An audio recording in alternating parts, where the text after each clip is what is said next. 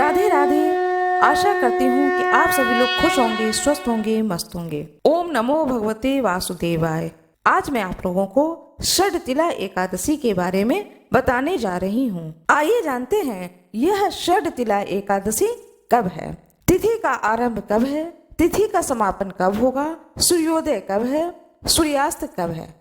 इस प्रकार से षडतिला एकादशी की संपूर्ण जानकारी अपने वीडियो के द्वारा आप लोगों को देने जा रही हूँ। यह माघ मास की कृष्ण पक्ष की एकादशी जो कि षडतिला एकादशी के नाम से जानी जाती है। इसमें तिल के 6 प्रकार के प्रयोग होने के कारण इसे षडतिला एकादशी कहते हैं। तिल स्नाई, तिलोद्वर्ती, तिल होमी, तिलोदकी, तिल दाता च भोक्ता च षडतिला पाप नाशनी।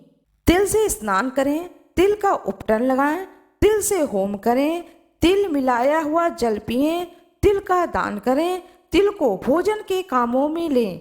इस प्रकार 6 कामों में तिल का उपयोग करने से यह एकादशी षडतिला एकादशी कहलाती है, जो सब पापों का नाश करने वाली है। थोड़ा सा पूजा का विधान आप लोगों को बता रही हूँ।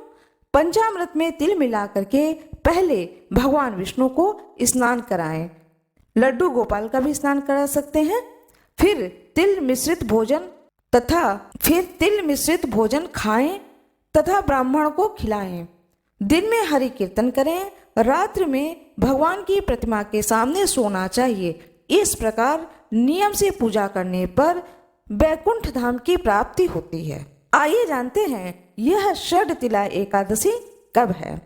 षडतिला एकादशी 6 फरवरी 2024 दिन मंगलवार को है। तिथि का आरंभ कब है, तिथि का समापन कब होगा, सूर्योदय कब है, सूर्यास्त कब है। इस प्रकार से षडतिला एकादशी की संपूर्ण जानकारी अपने वीडियो के द्वारा आप लोगों को देने जा रही हूँ। तिथि का आरंभ होगा दिन सोमवार को 5:27 शाम से। समापन है मंगलवार 4:10 शाम को। एकादशी जो पड़ रहा है यह सबका एकादशी एक ही दिन पड़ रहा है, गृहस्थ के लिए और जो सन्यासी हैं उनके लिए भी, दोनों ही लोगों के लिए एकादशी एक ही दिन पड़ रही है, जो कि है दिन मंगलवार को 6 फरवरी 2024 दिन मंगलवार को। इस दिन ज्येष्ठा नक्षत्र रहेगा। सूर्योदय से लेकर के प्रातः 7:36 पर। इसके पश्चात मूल नक्षत्र का आरंभ हो जाएगा, जो कि 6:28 रात्रि तक रहेगा। 2 नक्षत्र पड़ रहे हैं। सूर्योदय का समय रहेगा 6:54 प्रातः, सूर्यास्त 5:43 सायं को। जैसा कि हम सभी लोग जानते हैं कि जो हिंदू पंचांग है उसके अनुसार साल का महीना आरंभ होता है चैत्र नवरात्र से। इसलिए यह जो संवत चल रहा है यह संवत के अनुसार अभी हमारा ही चल रहा है, हमारा अपना संवत हिंदू पंचांग के अनुसार चल रहा है। लेकिन इंग्लिश माह के अनुसार अब फरवरी का महीना आरंभ हो जाएगा, जबकि माघ का महीना जो है यह इसका ही चल रहा है हिंदू पंचांग के अनुसार। तो जो भी तिथि होती है, जो भी त्यौहार मनाए जाते हैं वह पंचांग के अनुसार मनाए जाते हैं। इसलिए माघ मास का कृष्ण पक्ष का यह एकादशी है जिसमें तिल का प्रयोग बताया गया है। इस दिन षडतिला एकादशी के दिन व्रत में क्या खाना सर्वोत्तम रहेगा वह मैं आप लोगों को बताने जा रही हूँ। सबसे पहले प्रातः काल उठ करके नित्य कर्म करके स्नान ध्यान करें। स्नान ध्यान करने के बाद में अपने घर के मंदिर में भगवान के सामने, भगवान विष्णु की प्रतिमा के सामने स्वयं को खड़े करके संकल्प लें कि आज मैं षडतिला एकादशी के व्रत को धारण कर रहा हूँ अथवा कर रही हूँ। इसके बाद में तिल मिश्रित जल से भगवान को स्नान कराएं। आपके घर में भगवान विष्णु की फोटो है, मूर्ति है तो उन्हें स्नान कराएं। यदि फोटो है तो जल मिश्रित जल से छिड़काव करें फोटो के ऊपर फूल से। लड्डू गोपाल को भी स्नान करा सकते हैं तिल मिश्रित जल से, पंचामृत से। इसके बाद में नित्य जैसे आप पूजा करते हैं वैसे धूप दीप नैवेद्य, भगवान के सामने दीपक जलाना, पूजा करना, कथा को सुनना, यह कथा भी मैं आपको अपने चैनल में सुनाऊंगी। आप मेरे चैनल पर जरूर ही सुने। एकादशी व्रत कथा। भगवान को स्नान कराने के बाद में जो भी भोग लगाए भगवान को, उसमें तुलसी दल का प्रयोग अवश्य ही करें। और तिल के लड्डू, चाहे वो काले तिल के लड्डू हो अथवा सफेद तिल के लड्डू हो अथवा गजक हो, कोई भी इस तरह की चीज का भोग अवश्य ही लगाएं भगवान विष्णु को और लड्डू गोपाल को। जब आप फलाहार लें, कुछ भी आप फलाहार लें, तो तिल अवश्य ही चखें, तिल के लड्डू खाएं। उसके बाद आप चाय लें अथवा दूध लें। इस बात का अवश्य ही ध्यान रखें, क्योंकि इस दिन तिल का प्रयोग का बहुत ही महत्व बताया गया है। भोग भी लगाना है और स्वयं भी खाना है। इसके बाद में निराहार या निखंड व्रत रहने की आवश्यकता नहीं है।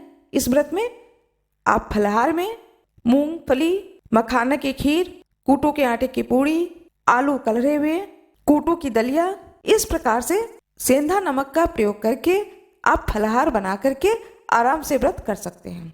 देखिए, सीधी सी बात है, ये कलयुग चल रहा है। इस युग में शारीरिक क्षमता किसी भी व्यक्ति में इतनी ज्यादा नहीं है कि वह हर व्रत को निखंड करे। अधिकतर लोग तो बीमारी रहते हैं, शुगर है, ब्लड प्रेशर है, ये तो एक नॉर्मल प्रॉब्लम है।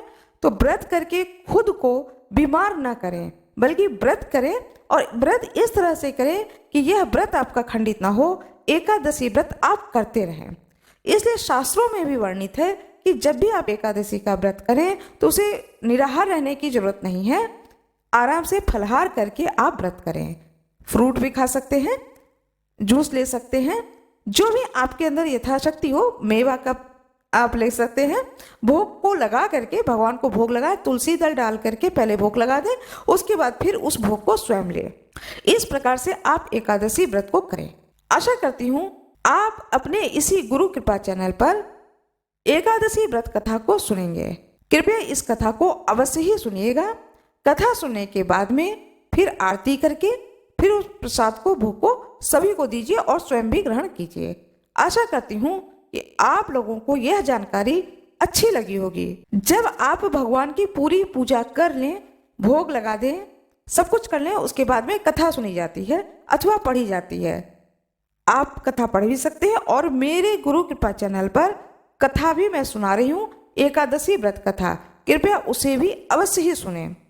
जो लोग एकादशी का व्रत नहीं करते हैं तो कोई बात नहीं, किसी भी कारण से वो नहीं कर पा रहे हैं तो कोई बात नहीं है, वो इस कथा को अवश्य ही सुने, क्योंकि इसको सुनने से भी उन्हें अश्वमेघ यज्ञ के बराबर पुण्य फल की प्राप्ति होगी। यह माघ मास का एकादशी है, जो कि बहुत ही सुंदर एकादशी है। इस एकादशी के व्रत को धारण करने वाले को वैकुंठ धाम की प्राप्ति होती है, ऐसा स्वयं भगवान श्री कृष्ण ने युधिष्ठिर जी से कहा है। आशा करती हूँ कि आप लोगों को यह जानकारी अच्छी लगी होगी। यदि आप लोगों को यह वीडियो अच्छी लगी हो तो कृपया वीडियो को लाइक जरूर कर दीजिएगा। कमेंट बॉक्स में सीताराम अवश्य ही लिख दीजिएगा। चैनल को सब्सक्राइब कर दीजिएगा, बेल आइकन दबाना ना भूलिएगा। आप लोगों का बहुत बहुत धन्यवाद। देखिए, लाइक करने में आप लोगों का कुछ नहीं जाता है, सो प्लीज़ लाइक जरूर कर दीजिएगा। लाइक करने से मेरा मनोबल बहुत बढ़ता है और मुझे बहुत अच्छा लगता है इतने सारे लोग सुन रहे हैं। आप लोगों का बहुत बहुत धन्यवाद।